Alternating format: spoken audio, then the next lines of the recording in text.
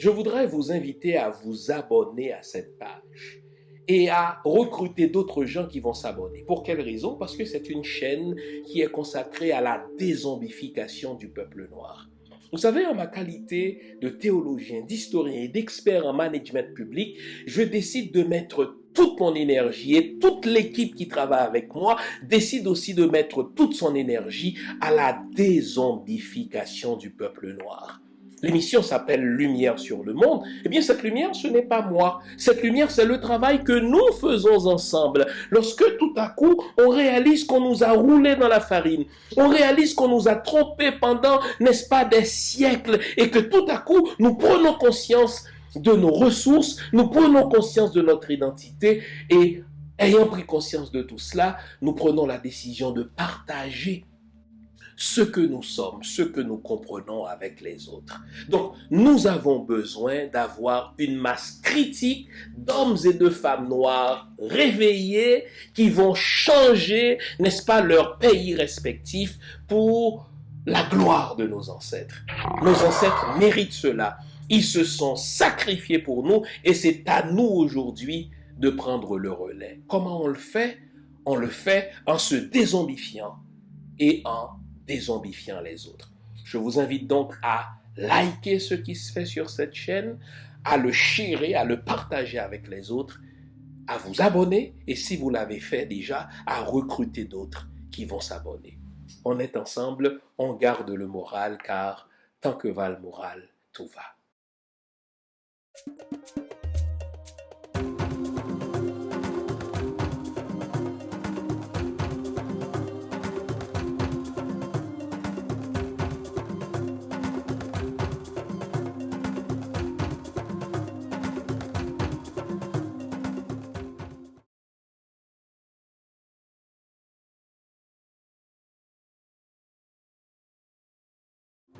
Bonjour le monde, bonjour mesdames, bonjour messieurs, bienvenue à cette autre édition de l'émission Lumière sur le monde. Content de vous accueillir ce matin encore pour cette autre édition de notre émission au cours de laquelle nous allons nous dire les vraies affaires.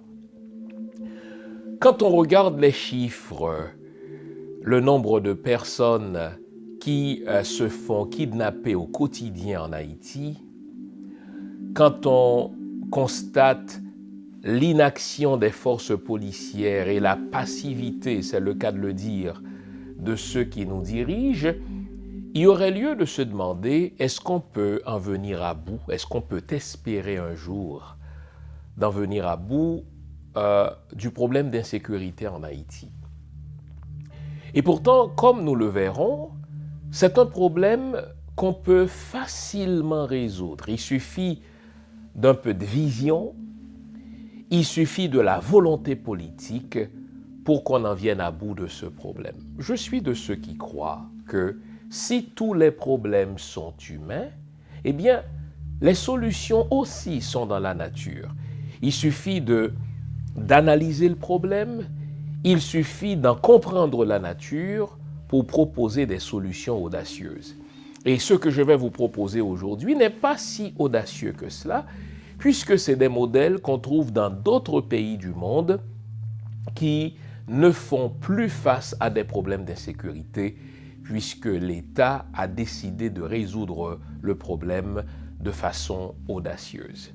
Nous allons voir les opportunités que nous ratons, que nous continuons de rater. Il suffit d'avoir des dirigeants audacieux, des dirigeants visionnaires, des dirigeants qui font montre de volonté politique réelle pour que ce problème d'insécurité fasse désormais partie de notre passé. Vous connaissez le rituel à ce stade-ci. Je vous invite à vous offrir une bonne tasse de thé, une bonne tasse de café, une bonne tasse de chocolat chaud, bref, tout ce qui est de nature à vous garder éveillé, car aujourd'hui encore, nous allons nous dire les vraies affaires. Restez là, je vous reviens après, c'est promis. À tout à l'heure.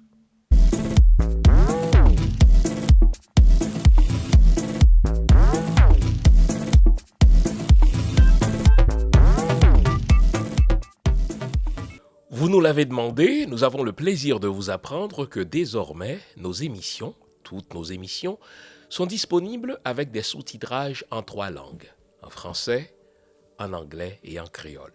Nous sommes conscients que l'émission Lumière sur le monde est devenue une véritable plateforme familiale autour de laquelle des parents et des enfants se réunissent pour s'informer de ce qui se fait en Haïti, en Afrique ou ailleurs dans le monde.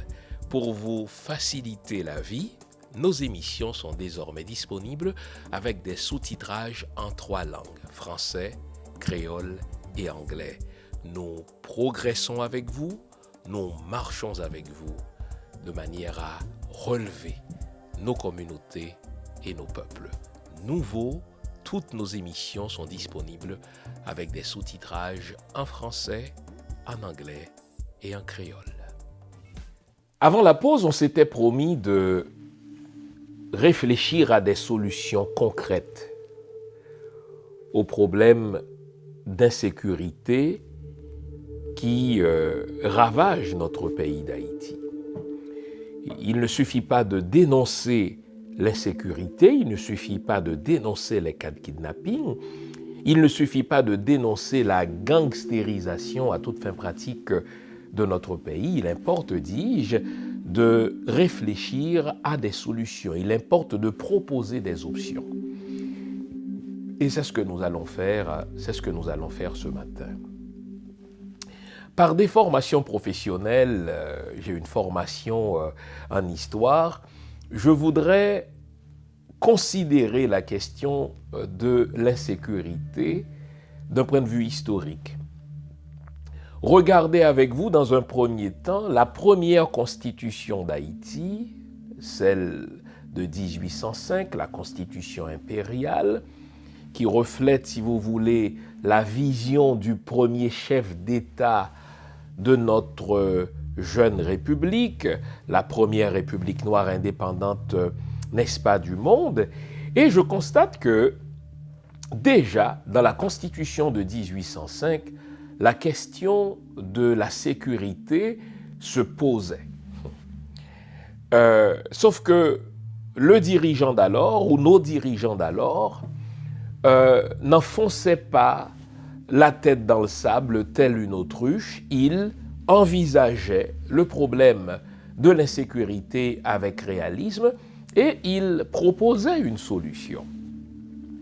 Et vous verrez que pas moins de 3 articles dans la Constitution de 1805 sont presque exclusivement consacrés à la question de la sécurisation, on va le dire ainsi, des frontières haïtiennes. Et je vais donc vous lire ces articles-là, les commenter, avant donc de considérer la situation actuelle, avant de considérer l'insécurité actuelle. Article 15. L'Empire d'Haïti est un et indivisible. Son territoire est distribué en 6 divisions militaires. Vous notez que déjà dans notre pays, aujourd'hui, il y a des zones qui sont considérées comme des zones de non-droit, des zones qui sont considérées comme des zones impénétrables, même aux forces étatiques, c'est-à-dire aux forces policières et à notre embryon d'armée. C'est comme si l'empereur, dans sa vision, n'est-ce pas, du pays, anticipait déjà le problème en disant que l'Empire d'Haïti est un et indivisible.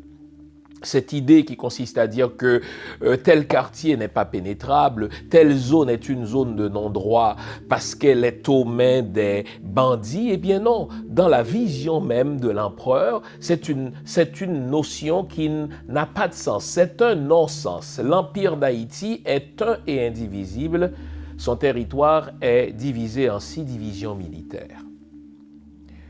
L'empereur pensait à la question de la sécurité parce que c'est un soldat, pas vrai? C'est un homme qui a fait la guerre, n'est-ce pas, au moins de 1791 jusqu'en 1803. Et donc, il prend sur lui-même de diviser le territoire en 6 départements militaires. Il partage le territoire en 6 divisions militaires. Et il ajoute, chaque division militaire sera commandée par un général de division et chaque général de division répondra directement à l'empereur de sa gestion du territoire. Vous notez un souci réel de la part du premier chef d'État du pays, n'est-ce pas, pour la question de la sécurité, pour la question de la paix qui doit régner sur un territoire. Car il ne suffisait pas, dans l'esprit de l'empereur, de proclamer l'indépendance de ce pays à la face de l'univers, à la face du monde. Il importait de sécuriser, n'est-ce pas, le territoire. Il importait de fournir de la sécurité à la population. Il avait une vision de la sécurité. Le territoire sera divisé en 6 divisions. À la tête de chaque division, n'est-ce pas, se trouvait un général et chaque général de division répondait directement à l'empereur. Donc il y avait, pour parler le langage des militaires, n'est-ce pas, une unité au niveau du commandement. Les ordres ne venaient pas de partout, les ordres partaient justement de l'empereur vers les généraux de division qui veillaient à l'exécution des ordres de l'empereur en matière de sécurité. La première constitution du pays, celle de 1805, avait des soucis beaucoup plus détaillés sur la sécurité. On voit ces détails-là dans les attributions du ministre de la Guerre et de la Marine. Vous notez qu'il y avait un ministre de la Marine parce que, n'est-ce pas, nous avons un certain nombre de kilomètres de côte, nous sommes entourés de mers, donc la question de la protection du territoire par les mers était une question importante. Donc, le ministre de la Guerre était en même temps le ministre de la Marine. Et regardons les fonctions, regardons les attributions du dit ministre de la Guerre et de la Marine. Les fonctions de ce ministre embrassent la levée, c'est-à-dire ce qu'on appelle aujourd'hui le recrutement, l'organisation, n'est-ce pas, des forces armées, l'inspection, la surveillance, n'est-ce pas, du territoire, de nos côtes, de nos mers, la discipline au sein de l'armée. Du ministre de la Guerre et de la Marine relevait aussi la police et le mouvement des armées, tant de terre et de mer, le personnel et le matériel de l'artillerie et du génie, les fortifications, les forteresses, les poudres, les salpêtres, l'enregistrement des actes et arrêtés de l'empereur, leur renvoi aux armées et la surveillance de leur exécution. Vous notez que l'empereur avait une vision détaillée des fonctions du ministre de la Défense, du ministre de la Guerre et du ministre de la Marine. C'est le même qui cumulait, si vous voulez, ces deux portefeuilles. On devait s'occuper de la question du recrutement, on devait s'occuper, n'est-ce pas, de la question, si vous voulez, des armes et des munitions à fournir à ces armées, on devait s'occuper de la question de la discipline, de la question de l'inspection, parce que un territoire qui n'est pas protégé n'est pas un pays. Une nation, n'est-ce pas, dont la protection n'est pas la première priorité de son gouvernement, n'est pas une nation.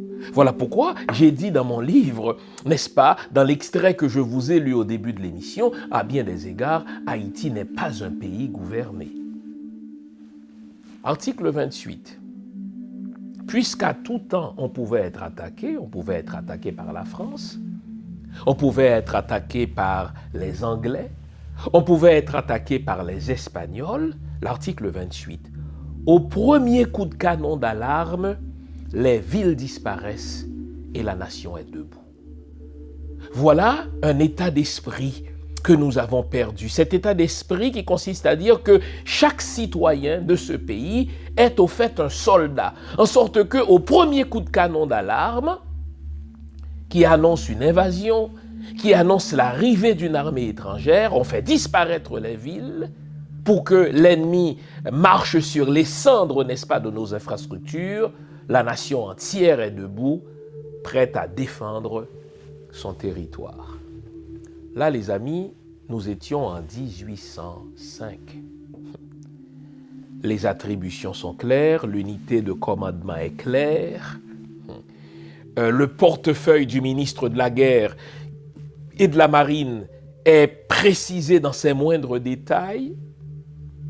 Voici ce qu'il nous faut comme armée, voici ce qu'il nous faut comme unité, voici comment le territoire sera divisé, voici de qui les divisions militaires vont relever.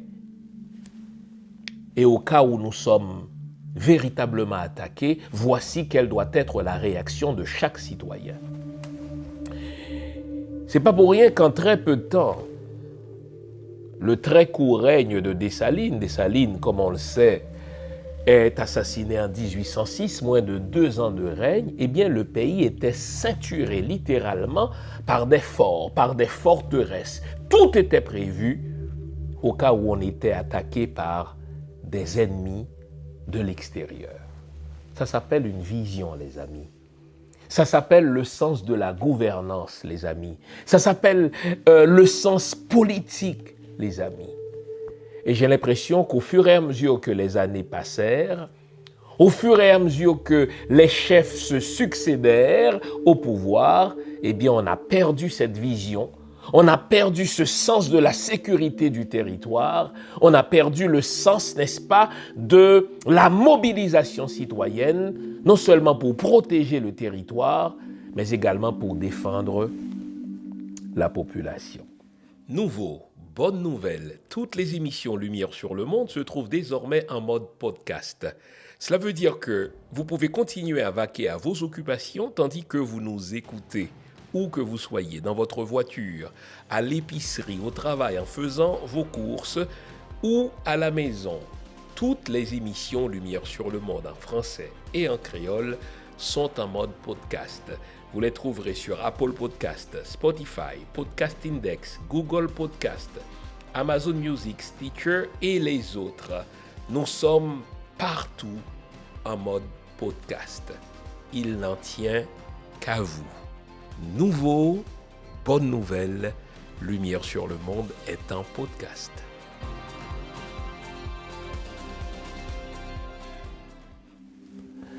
J'ai parlé des chiffres au début de l'émission. En moyenne, c'est quoi 800, peut-être 1000 personnes qui sont déjà kidnappées.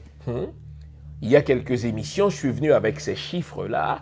On parlait de plusieurs centaines d'hommes et de femmes qui se font kidnapper seulement dans l'agglomération de Port-au-Prince. Quand on regarde ces chiffres-là, on a tendance à croire que c'est un problème à bout duquel on ne parviendra jamais. L'État semble être dépassé, nos forces policières sont insuffisantes, elles sont sous-équipées et pire, non seulement sont-elles corrompues, mais elles sont elles-mêmes prises en cible par des gangs armés. En moyenne, dit-on, c'est 40 policiers qui sont tués par année. Et pourtant, les amis, les solutions sont là. Vous dites, quelles sont ces solutions? On va regarder seulement le profil démographique haïtien. On va regarder le profil de la population haïtienne et vous verrez qu'avec un peu de vision dessalinienne, si on revivait la vision de Jean-Jacques Dessalines, on trouverait en quelque temps des options viables pour régler le problème de l'insécurité. Regardons donc à présent le profil de la démographie haïtienne.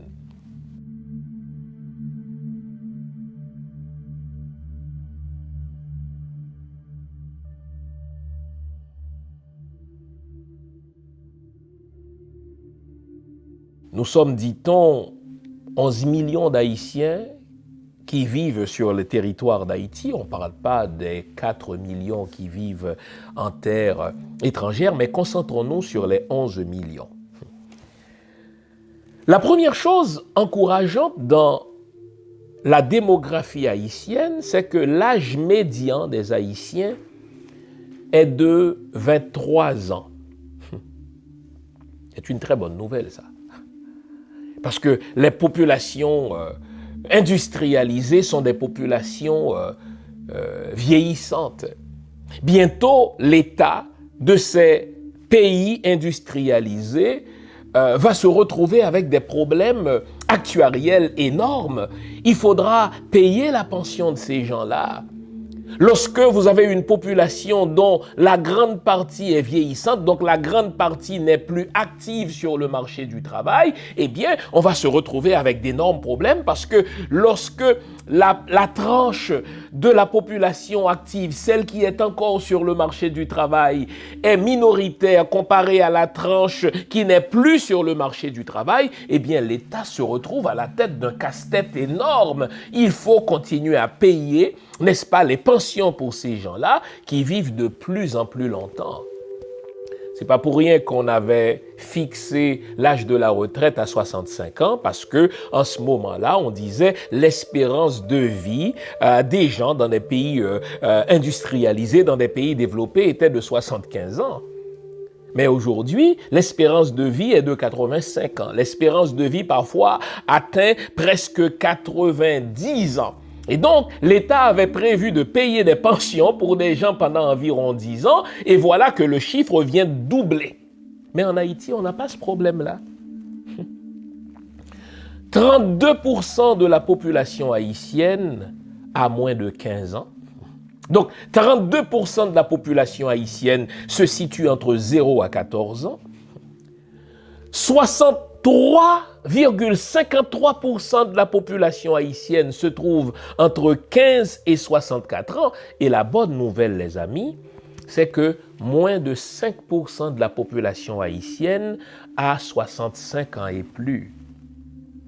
En sorte que l'excellente nouvelle là-dedans, c'est que 54% de la population haïtienne est âgée de moins de 25 ans. 54% de la population haïtienne est âgée de moins de 25 ans. Et là, on se dit, comment avec une population aussi jeune, on peut encore avoir des problèmes d'insécurité? On va bientôt parler de solutions, mais commençons à regarder, n'est-ce pas, continuons à regarder les chiffres, dis-je. Maintenant, au niveau géographique, et je vais vous dire là, le problème de sécurité auquel nous sommes confrontés aujourd'hui, s'il n'est pas réglé dans les prochains mois, s'il n'est pas réglé dans les prochaines années, eh bien, ce que nous voyons aujourd'hui n'est au fait que la pointe de l'iceberg. Je m'explique.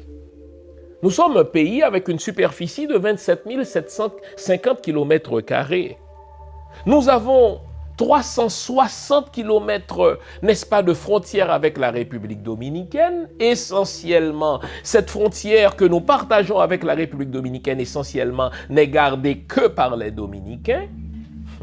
Donc, nous ne nous assurons pas, n'est-ce pas, de sécuriser notre frontière avec la République dominicaine, qui, n'ayons pas peur de le dire, n'est pas une nation amie, c'est une nation inamicale à bien des égards, voire hostile, si l'on veut éviter, n'est-ce pas, les euphémismes. On a vu comment le président actuel, et pas seulement le président actuel, ceux qui l'ont précédé aussi, on a vu le type de traitement que les divers chefs d'État dominicains ont infligé et continuent d'infliger, n'est-ce pas, à nos compatriotes ressortissants haïtiens, en particulier les femmes enceintes pendant les dernières semaines.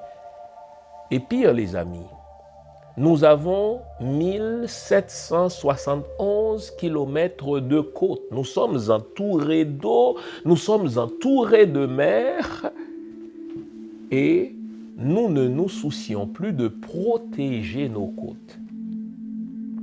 Avons-nous des gardes-côtes? Combien sont-ils? À l'évidence, ils sont insuffisants. Est-ce qu'ils sont outillés? À l'évidence, ils sont sous-outillés. Et ce que ça veut dire, c'est pour cela que je dis, le problème auquel nous sommes en train d'assister, s'il n'est pas réglé dans les prochaines semaines, dans les prochains mois, pour être réaliste, n'est-ce pas, n'est que la pointe de l'iceberg. Avec 1771 km de côte qui ne sont pas protégés, qui ne sont pas sécurisés, mais rapidement, les trafiquants de drogue internationaux peuvent facilement transformer Haïti en un narco-État.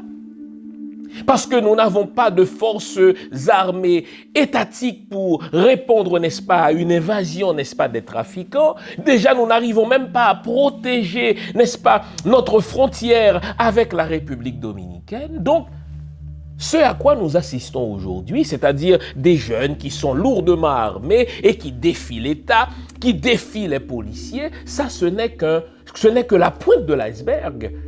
Nous devons prendre au sérieux la question de la sécurité. Je me réjouis de voir que dans les derniers jours, à notre suggestion d'ailleurs, eh bien, il s'est mis en place un groupe de travail sur la sécurité, le GTS. Nous avons reçu à notre atelier du mercredi un ancien chef de police d'Haïti et on a suggéré la mise sur pied d'un think tank, d'un groupe de réflexion sur la question de la sécurité. Et je suis heureux de voir que cette idée a été relayée et on est en train de l'inscrire dans la glaise du réel. Il y a effectivement un groupe de travail sur la sécurité au sein duquel, groupe qui vient de naître d'ailleurs, on retrouve d'anciens policiers, d'anciens militaires, des citoyens qui se préoccupent de la question de la sécurité et qui vont constituer non seulement un groupe de réflexion, mais selon leurs propres termes, n'est-ce pas, un groupe de pression sur l'État pour forcer l'État à assumer ses responsabilités. Et nous, suivant nos propres convictions, nous allons donc y aller aujourd'hui avec une proposition audacieuse pour Haïti, mais pas si audacieuse que cela, quand on saura que dans au moins 10 autres pays dans le monde, ce que je vais vous proposer est déjà mis à l'œuvre.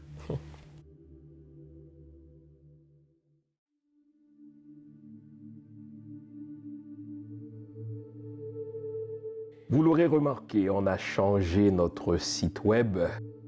Sur le site web, vous trouverez plusieurs onglets. L'onglet Accueil vous souhaite la bienvenue et tout de suite après, vous tombez sur l'onglet Biographie. Alors là, vous avez une idée des études que j'ai faites. Ensuite, vous avez l'onglet Boutique. Dans l'onglet Boutique, vous trouverez mes livres. Jusqu'à présent, j'en ai écrit 14. Toujours dans la boutique, vous aurez aussi accès au type de formation que j'offre, soit à des individus ou à des entreprises. Vous avez aussi l'onglet événements. À l'onglet événements, on vous dit ce que je fais, où je le fais et quand je le fais. Comme ça, si je présente une conférence quelque part, si je donne une formation quelque part, vous le savez. Mais ça, c'est à venir. À l'onglet articles, vous avez accès à quelques-uns des articles que j'ai fait paraître sur moult sujets.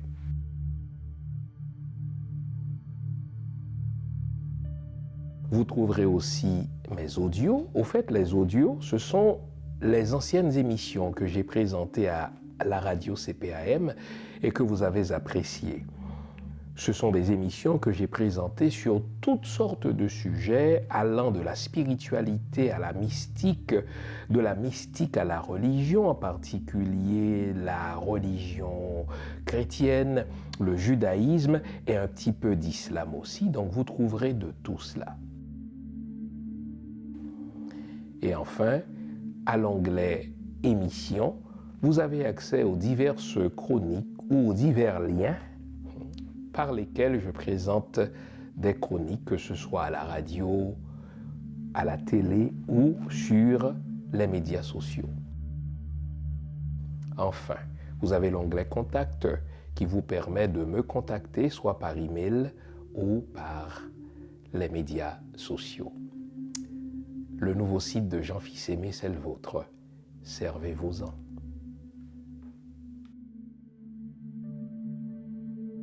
Les amis, quand vous avez une population aussi jeune, je l'ai dit, 54% de la population haïtienne a moins de 25 ans, seulement 5% de la population haïtienne a 65 ans et plus, et avec un taux de chômage aussi élevé que 63% selon les chiffres, nous savons que le taux de chômage en Haïti est beaucoup plus élevé que cela, Mais avec un taux de chômage aussi élevé, n'est-ce pas, dans la tranche d'âge des jeunes, eh bien, des jeunes qui sont désœuvrés, qui déjà ne sont pas scolarisés parce que l'État ne se préoccupe pas vraiment de l'éducation, l'État ne se préoccupe pas de la scolarisation de sa population. Vous avez une population extrêmement jeune, 54% dis-je, 54% dis-je, de la population haïtienne est âgée de moins que 25 ans. Vous avez un taux de chômage extrêmement élevé qui dépasse les 60%. Ah! Quand vous avez des jeunes désœuvrés, non éduqués ou sous-éduqués, eh bien on les livre tout simplement en pâture à des criminels qui vont rapidement les recruter dans le trafic de la drogue, qui vont rapidement les recruter dans la grande criminalité, en sorte que nous devons agir vite. Nous n'avons plus beaucoup de temps à perdre. Qu'est-ce que je propose aujourd'hui comme solution structurelle?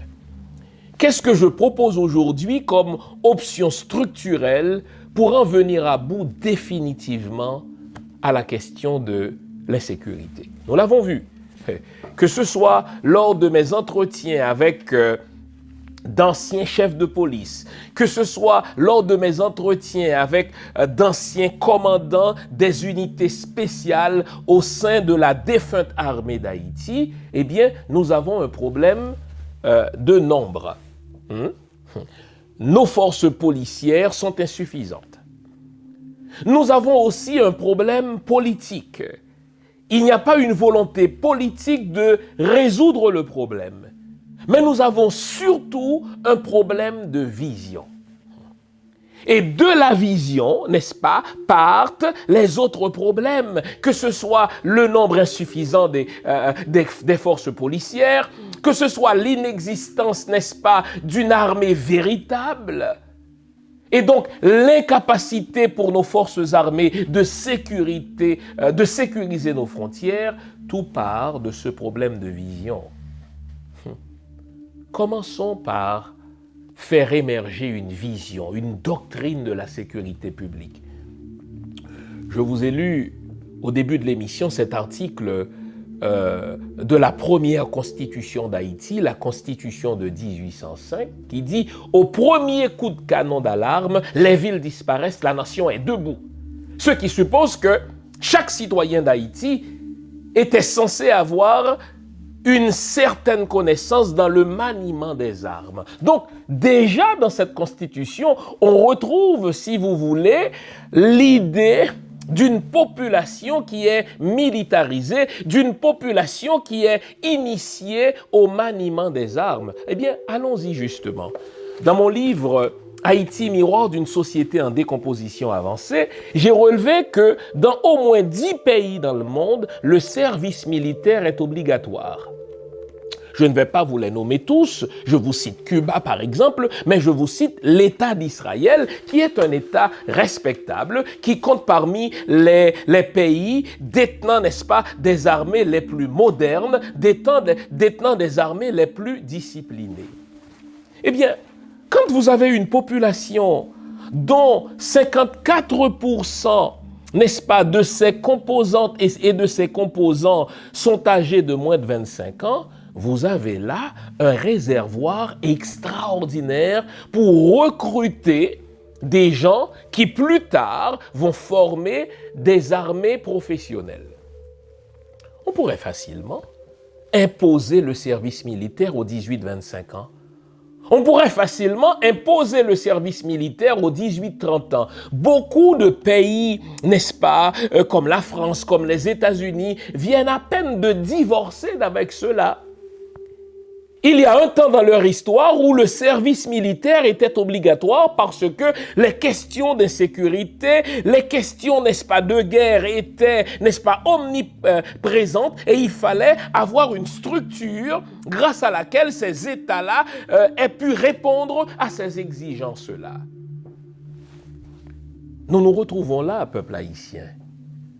Nous partageons l'île avec une nation qui ne nous est pas amicale. Nous partageons l'île avec la République dominicaine. Ceux qui dirigent, n'est-ce pas, la République dominicaine, 9 fois sur 10, ce sont des gens qui sont ethnocentriques. Ils ont une vision, si vous voulez, ethnocentrée de l'humain.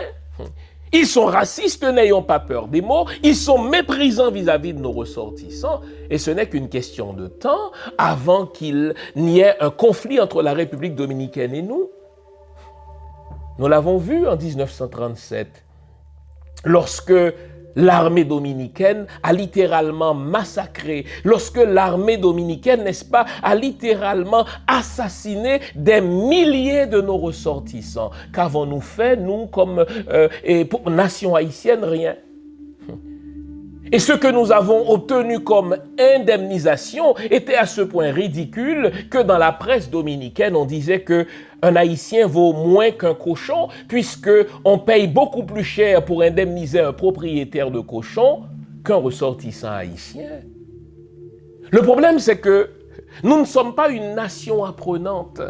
Le problème, c'est que nos dirigeants ne tirent pas des leçons de l'histoire. Ils ne s'intéressent pas à l'histoire. Tout ce qu'ils font, c'est de l'improvisation. Tout ce qu'ils font, c'est de l'amateurisme. Alors que nous avons là, dis-je, un réservoir de ressources. Nous avons là un réservoir de force. Nous avons un réservoir d'énergie. Il ne tient qu'à nous, les dirigeants, pour organiser ce réservoir, imposer le service militaire aux 18-25 ans pour garnir éventuellement nos forces policières, notre gendarmerie et nos armées. Reconnaissons, les amis, que ça a été une erreur de démobiliser l'armée. Ça a été une erreur, oui, a posteriori, il faut le reconnaître. Nous devons, n'est-ce pas, avoir l'intégrité intellectuelle de le reconnaître, même si l'armée était une armée oppressive, même si l'armée était une armée qui intervenait, n'est-ce pas, dans des affaires civiles, contrairement aux vœux de la Constitution, démobiliser l'armée, renvoyer, n'est-ce pas, les militaires, ça a été une erreur. Il n'est pas beaucoup de nations qui ait pu progresser sans une force armée. Et généralement, les États vont, n'est-ce pas, disposer de plusieurs forces armées. On va parler, n'est-ce pas, de policiers, on va parler de gendarmes, on va parler de militaires, c'est-à-dire de professionnels d'armes. Et là encore, on va parler d'unités terrestres, on va parler, n'est-ce pas, d'armées de l'air, on va parler d'armées de mer, mais avec ces 1000 et quelque chose de kilomètres de côte que nous avons, nous ne pouvons pas nous permettre le luxe de ne pas avoir une armée professionnelle. La bonne question, c'est où trouver les membres de cette armée? On vient de répondre à la question. Nous devons imposer le service militaire aux 18-25 ans. Vous vous demandez où trouver mes livres? Simple, sur mon site, prioritairement, www.jeanfils-aimé.com. Vous avez accès à tout ce que j'ai écrit. Où que vous vous trouviez dans le monde, nous livrons partout où c'est possible. Vous pouvez aussi avoir accès à mes livres par Amazon.ca. C'est un excellent cadeau à se faire ou à faire aux autres. Servez-vous-en. Déjà, nous faisons le constat de l'absence du civisme dans nos collectivités. Au moins moi, quand j'allais à l'école primaire, il y avait ce cours de civisme et morale. Et dans ce cours-là, on nous enseignait le respect pour le drapeau. Dans ce cours-là, on nous enseignait le respect pour les monuments. On nous enseignait le respect pour la mémoire des ancêtres, etc. Je veux bien. C'était plus de la théorie que de la pratique parce que, oui, en classe, on nous enseignait ces notions-là, mais quand on levait la tête et qu'on regardait, n'est-ce pas, les dirigeants, mais on voyait bien que cela n'était pas plus patriote que cela, puisqu'il n'y a pas toujours eu, que dis-je, il n'y a jamais eu, n'est-ce pas, si vous voulez, dans ce pays-là, le sens du bien commun. Mais imaginez, avec une bonne doctrine de la sécurité publique, comment, quand on impose ce service militaire, on peut en profiter pour enseigner véritablement le patriotisme à ces jeunes. On peut en profiter pour enseigner véritablement le sens du service commun à ces jeunes. On peut en profiter pour enseigner véritablement, n'est-ce pas, le civisme à nos jeunes, ceux qui, plus tard, n'est-ce pas, vont diriger le pays, car s'il est vrai que le service militaire sera obligatoire pour les 18-25 ans, on comprend bien que tous ne vont pas nécessairement faire une carrière dans l'armée. Ce qu'on espère, c'est que au bout de ce service militaire obligatoire, des vocations pour devenir, n'est-ce pas, des gendarmes professionnels, des vocations pour devenir des policiers professionnels, des vocations pour devenir des militaires de carrière vont naître. Et on peut en profiter pour, si vous voulez, imposer deux visions à nos forces armées. Dans certains pays, l'armée n'a pas qu'une vocation. On peut concevoir une double vocation à nos forces armées. Oui, la vocation de la sécurité ou de la protection, mais on peut aussi, n'est-ce pas, imprimer à l'armée une vocation communautaire. Dans certains pays, les militaires ne sont pas là seulement pour sécuriser nos frontières.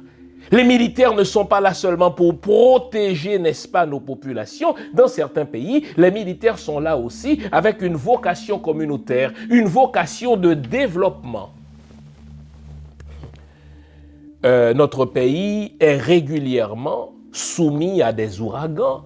Notre pays est régulièrement soumis à des tempêtes. Notre pays est régulièrement soumis, n'est-ce pas, à des catastrophes naturelles. Imaginons si nous avions, n'est-ce pas, une armée à double vocation, à vocation de protection, mais à vocation communautaire, plutôt qu'à chaque fois de nous tourner, n'est-ce pas, vers les nations étrangères pour leur demander de nous venir en aide parce que nous ne disposons pas de la machinerie lourde, n'est-ce pas, pour enlever, si vous voulez, les dégâts que causent les catastrophes. Eh bien, une force armée pourrait développer cette deuxième vocation, qu'est la vocation communautaire.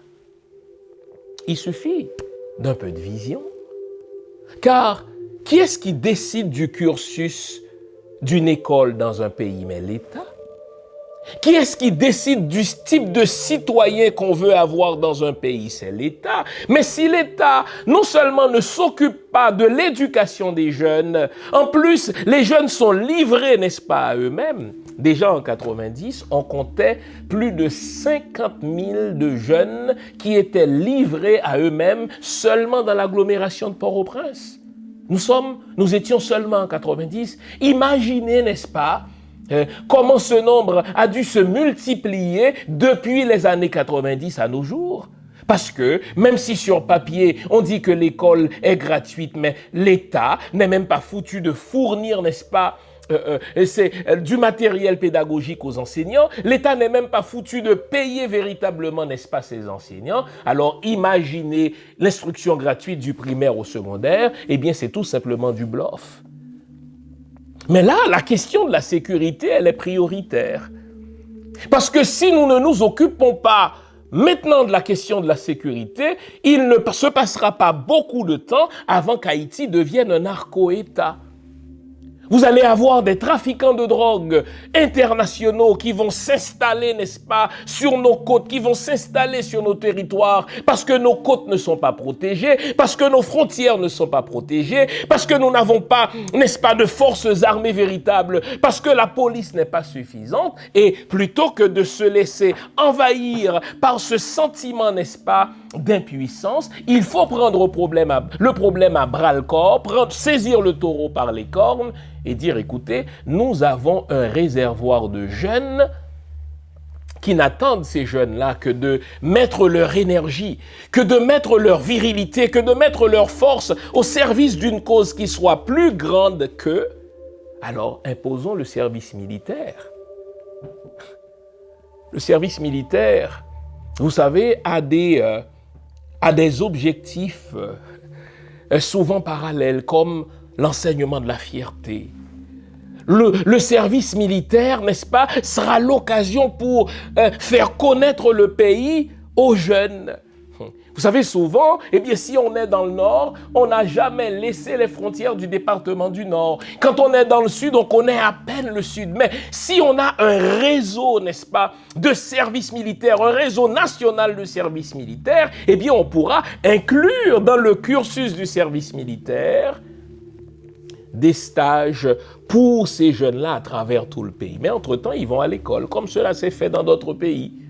Entre-temps, ils continuent de travailler. Au contraire, le service militaire va être une source de création d'emplois, car il y aura des gens pour enseigner à ces gens-là. Il faudra, n'est-ce pas, recruter des instructeurs, que ce soit pour les techniques militaires, que ce soit pour les techniques policières, que ce soit pour le maniement des armes. On va recruter, n'est-ce pas, des civils qui vont venir enseigner, ma foi, le civisme, le patriotisme, l'histoire de notre pays, l'histoire de nos monuments. Donc vous notez que c'est seulement un problème de vision. Ce n'est pas vrai que nos problèmes sont insolubles. Ce n'est pas vrai que les problèmes d'Haïti sont si énormes qu'on ne pourra jamais en venir à bout.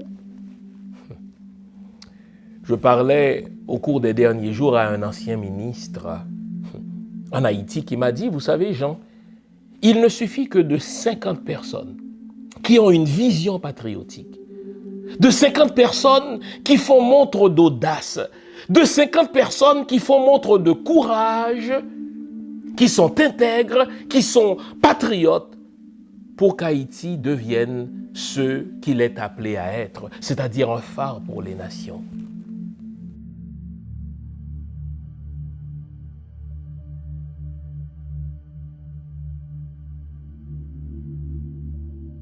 Quand on est initié, ce qui est convoqué, c'est à la fois l'aspect symbolique, mais aussi l'invisible.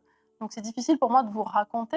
Mais par contre, ce que je peux dire, c'est que les initiations dans le vaudou, elles ont toujours un lien avec le fait de se perfectionner soi-même et de travailler avec les éléments de la nature visibles et invisibles. Quand on parle de vaudou et qu'on vous pose la question, quelle est la définition que vous donnez du vaudou? Alors, ma définition, qui est assez personnelle, elle consiste à dire que déjà, pour moi, ça n'est pas une religion. Parce que j'ai cette phrase qui me vient en tête, qui m'a beaucoup marquée, qui était de dire « Le vaudou, je n'y crois pas, mais ça existe. Croire, c'est la relation verticale entre soi et son Dieu, quel qu'il soit. C'est la religion, la croyance, la foi. Et ça existe, c'est cette relation au monde, cette relation en système, à la nature, aux ancêtres et à l'invisible. Donc pour moi, la définition du vaudou, finalement, c'est une vision du monde intégrée. Pour vous aider à vous défaire de tous les mensonges qu'on vous a débités au sujet du vaudou, je vous propose une trilogie fondamentale. Vaudou, je me souviens, et si les lois n'étaient pas des diables, et enfin, Vaudou 101, une spiritualité moderne sans sorcellerie. Ces 3 livres sont disponibles sur mon site web www.jeanfils-aimé.com ou sur amazon.ca. Une trilogie à lire et à avoir dans sa bibliothèque personnelle ou familiale.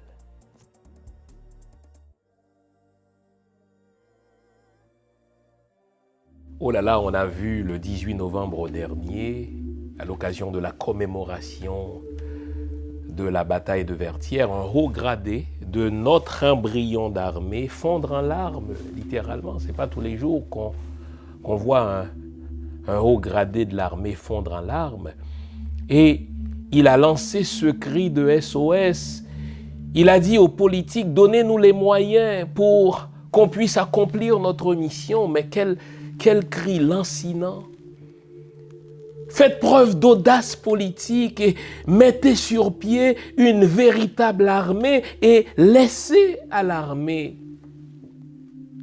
le champ libre pour sécuriser, pour protéger les frontières et accomplir selon cette notion de double vocation sa vision de développement ou sa vision de service communautaire. Je vous entends, dis-je. Je sais que les États-Unis s'opposent à l'érection d'une armée en Haïti. Mais les États-Unis devront s'occuper de leurs propres fesses, ils devront s'occuper de leurs propres problèmes. Depuis quand un pays à vocation indépendante devrait-il négocier avec une autre nation indépendante son droit souverain d'avoir une armée? Bien, vous savez, il y a ce qu'on appelle une collaboration sud-sud. Pour ce réseau de services militaires, eh bien, nous irons conclure des ententes, n'est-ce pas, bilatérales avec des États de bonne volonté, des États qui sont de la même taille que nous et qui font face au même type de problèmes que nous pour mettre sur pied, n'est-ce pas, cette vision.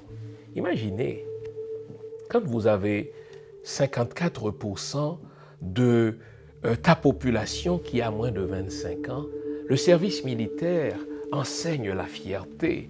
Le service militaire enseignera la connaissance des lieux. Le service militaire enseignera, n'est-ce pas, les monuments historiques. Je visionne déjà ces promotions, ces graduations, au terme desquelles des jeunes bien habillés, droits dans leurs bottes, n'est-ce pas, prêtent serment d'allégeance et de fidélité à la Constitution, saluent le drapeau, etc. Vous comprendrez que le service militaire offrira plus que l'enseignement du maniement des armes aux jeunes. Ça va leur enseigner le véritable amour de la patrie, la fierté, la verticalité, ce que nous avons perdu au fil des dernières années, les amis.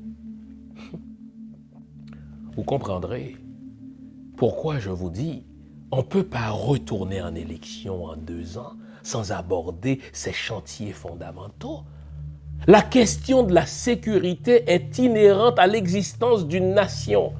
La question de la protection de ces territoires est inhérente à la notion de État-nation. On n'a véritablement pas d'État-nation parce que notre territoire n'est pas protégé. L'État ne se soucie pas d'une doctrine véritable de la sécurité publique. Faites circuler l'émission d'aujourd'hui, les amis. Faites-la parvenir à ceux qui sont soi-disant au pouvoir en Haïti. Ce sont pour la plupart des comédiens. Vous savez, selon le titre du livre du romancier, là, La République des comédiens. Au fait, c'est une république de comédiens. C'est une république de gens qui parviennent au pouvoir sans vision, qui parviennent au pouvoir, n'est-ce pas, avec des slogans, mais qui ne sont pas pétris d'administration publique. Les amis, vous savez, la question de la sécurité est une question scientifique. J'ai déjà dit qu'il n'y a pas d'État sans administration publique. Il n'y a pas d'État sans science. Lorsque vous avez des gens qui parviennent au pouvoir, n'est-ce pas, sans rien comprendre de la machine de l'État, sans rien comprendre, n'est-ce pas, de l'administration publique, eh bien ça donne ce qu'on voit là. Des gens qui se succèdent au pouvoir sans vision et qui ont pour bilan de s'enrichir pendant les 6 mois, les 10 mois, les 12 mois au cours desquels ils ont exercé, n'est-ce pas, un ministère ou bien qu'ils ont occupé une direction générale. Et pourtant ce pays a des gens compétents. Ce pays a des hommes et des femmes qui sont intègres. Ce pays a des hommes et des femmes qui sont de véritables technocrates. Ils se laissent intimider par les politicards. Ils se laissent intimider par les corrompus. Ils se laissent intimider par les corrupteurs. Il y a quelques semaines, j'ai lancé ce cri pour un ralliement des gens de bien dans ce pays. J'ai lancé ce cri pour une alliance des gens de bien. Eh bien, vous qui vous y connaissez, n'est-ce pas, en matière de sécurité, parlez haut et fort. Et pointons ensemble du doigt le fait que si nous ne résolvons pas le problème d'insécurité dans ce pays, si nous ne nous dotons pas d'une véritable armée, d'une véritable gendarmerie, d'une force de police, n'est-ce pas, véritablement suffisante et équipée, ce n'est qu'une question de temps avant que nos côtes ne soient envahies par des narcotrafiquants. Et ce n'est qu'une question de temps, hélas, avant qu'Haïti ne soit transformé en un narco-État. Vous notez que c'est une question de vision. Tout est une question de vision. J'ai dit dans mon livre, n'est-ce pas, à la page 135, il nous faut seulement des dirigeants politiques qui font montre de la hauteur, qui font montre d'une vision claire et audacieuse de l'Haïti de demain. Mes chers amis, j'espère vous avoir été utile. J'espère surtout que l'idée que j'essaie de transmettre sur la chaîne d'aujourd'hui se rende le plus loin possible, que cela fasse partie des éléments de réflexion. Vous notez, selon l'expression d'Einstein, que si tous les problèmes sont dans la nature, toutes les solutions aussi sont dans la nature. Je ne suis pas du genre à me laisser écraser par un problème. En fait, il n'y a rien là en Haïti qu'on ne puisse résoudre. Il n'y a aucun problème en Haïti à bout duquel on ne puisse parvenir. Il suffit de la vision, il suffit de l'audace, il suffit d'un peu de hauteur, il suffit de courage. Malheureusement, lorsque je regarde ceux qui sont au pouvoir, ce sont des improvisateurs, ce sont des amateurs, ce sont des gens qui n'ont aucune notion des sciences de l'administration publique. Ce sont des gens qui, pour la plupart, n'ont aucune notion des sciences politiques. Alors, ils vont improviser les choses, ils vont y aller avec des slogans et au terme de leur ministère, tout ce qu'ils auront comme bilan, c'est le nombre de billets ou de centaines de millions de dollars qu'ils vont avoir accumulés sur leur compte personnel. Et la population restera toujours livrée à elle-même. Changeons cela, les amis. C'est pour ça qu'il nous faut changer le système. C'est pour ça qu'il nous faut un nouveau type de dirigeant. C'est pour cela que, conformément, n'est-ce pas, à mon plaidoyer, il faut arrêter tout et observer une pause patriotique de 5 ans. Pause au cours de laquelle on va jeter les bases de la nouvelle Haïti. Pause au cours de laquelle nous allons nous occuper des 14 chantiers fondamentaux de ce pays.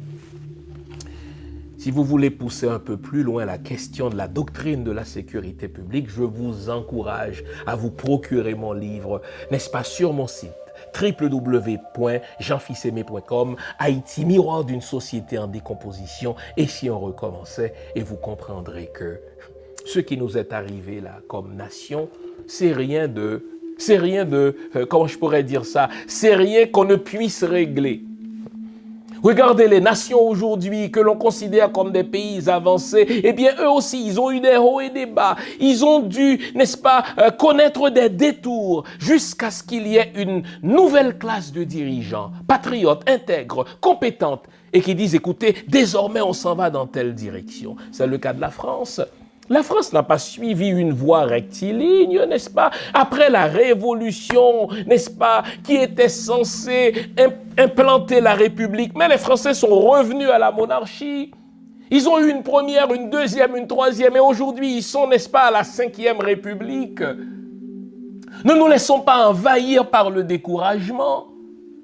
Le chemin qu'ont suivi les États-Unis n'a pas été non plus un chemin rectiligne. Regardons les pays aujourd'hui que l'on considère comme des pays avancés. Ils ont eu des hauts et des bas. Sauf qu'à un moment donné, des dirigeants d'un autre type. On dit c'est notre tour maintenant. Il faut faire les choses autrement. Il faut tirer des leçons du passé. C'est pas normal que nous n'ayons pas une armée. Ce n'est pas normal que nous n'ayons pas une force de police bien entraînée et numériquement suffisante. Ce n'est pas normal que nous n'ayons pas une gendarmerie. Ce n'est pas normal que nos côtes ne soient pas protégées. Où recruter cela dans notre jeunesse? 54% de nos jeunes ont moins de 25 ans. Allons les recruter. Mettons sur pied un réseau de service militaire national. Établissons des ententes bilatérales avec des pays du Sud, que nous puissions, n'est-ce pas, les entraîner comme il faut. Et vous allez voir, en quelques années, nous pourrons lever une armée de plus de 100 000 hommes, car du service militaire naîtront des vocations de policiers à temps plein, naîtront des vocations de gendarmes à temps plein, naîtront, n'est-ce pas, des vocations de carrière militaire. Et je vois déjà ces jeunes bien habillés, verticaux, droits, patriotes, qui vont sortir, n'est-ce pas, de ces diverses promotions et qui vont venir incarner la vision dessalinienne du pays, la vision christophienne du pays. J'espère vous avoir inspiré de la fierté ce matin. J'espère vous avoir inspiré du patriotisme. J'espère surtout vous avoir inspiré de l'optimisme. Si nous sommes confrontés à ce problème d'insécurité, ce n'est pas parce que nous n'avons pas les moyens, c'est parce que nous n'avons pas les bons politiciens, c'est parce que nous n'avons pas les visionnaires, c'est parce que nous n'avons pas des gens qui ont de la hauteur, qui sont courageux et qui sont audacieux pour venir à bout de ce problème. Merci de votre attention. On se retrouve la semaine prochaine pour une autre émission du même genre. Entre-temps, faites circuler cette émission, faites-la parvenir à nos comédiens qui sont à la tête de ce pays et surtout, travaillons pour l'émergence d'un nouveau type de dirigeants et de politiciens dans ce pays et travaillons pour cette pause patriotique de 5 ans au cours de laquelle nous allons travailler sur les 14 chantiers fondamentaux de notre nouvelle Haïti. Merci, bonne semaine. Gardons le moral, car tant que va le moral, tout va. Au revoir.